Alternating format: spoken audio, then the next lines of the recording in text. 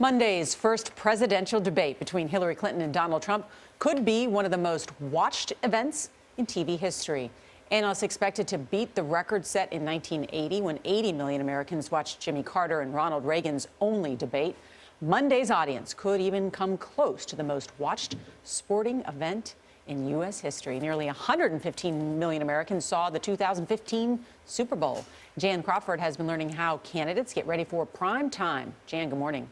Well, good morning. So, getting ready for a presidential debate usually involves hours locked in a hotel conference room. You're just trying to run through every possible scenario. So we set up our own kind of makeshift debate prep headquarters to talk to two veteran strategists about how it all works and what each candidate needs to do to win. Before the first presidential debate in 2012, President Obama held a narrow lead. I don't want to cost jobs.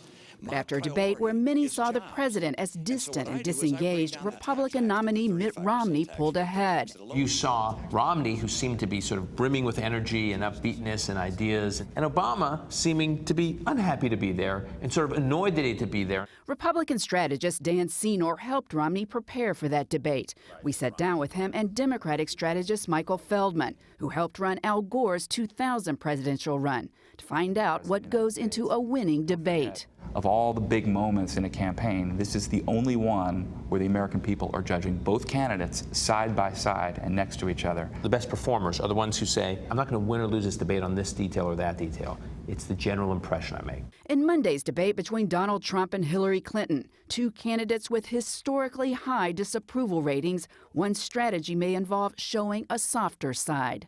I would look for both candidates to use self-deprecating humor as a way to defy the caricature around them.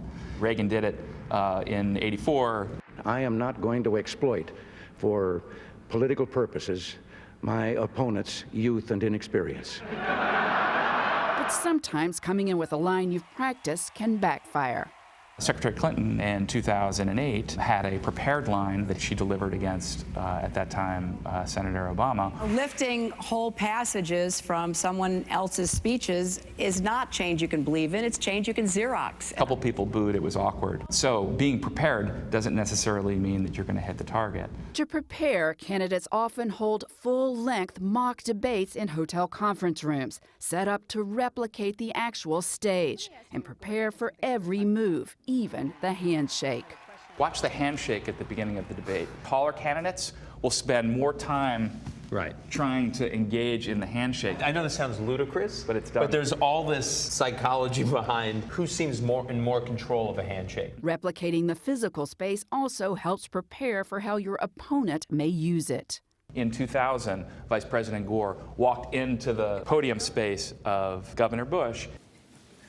And I believe I can. Bush wasn't rattled. He wasn't surprised by it, and he sort of gave an expression that in many respects defined that debate. From fiery primary debate performances to calmer, more presidential moments, Trump is difficult to predict. There are certain subjects that set him off. There are certain words that set him off. Such as? Anytime you talk about, his wealth and what portion of his wealth has gone to charity. Excuse me. That happened during this Republican primary debate in February. If he hadn't inherited $200 million, you know where Donald Trump would be right now? Selling watches in Manhattan.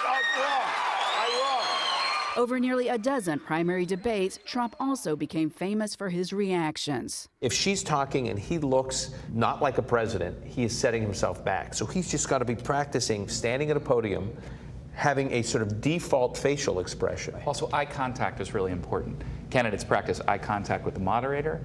They practice eye contact with the camera because, after all, they're speaking to tens of millions of people at home. At the end of the debate, if Trump appears presidential and is not rattled, then that's a victory for Donald Trump. If he can get through this debate looking like it's appropriate for him to be side by side with her on this stage, potentially President of the United States, he's won. For Trump, the challenge is to capitalize on Clinton's vulnerabilities. His best lines of attacks are anything that accentuate her trustworthiness challenges and global disorder. And turn her experience into a weakness. An overwhelming number of the American people think that the country's headed in the wrong direction. She has a huge disadvantage there. These strategists predict that Monday's debate could change the 2016 race. Hillary Clinton against Donald Trump, it's a show of epic proportions. and maybe unlike anything we've ever seen. Yes.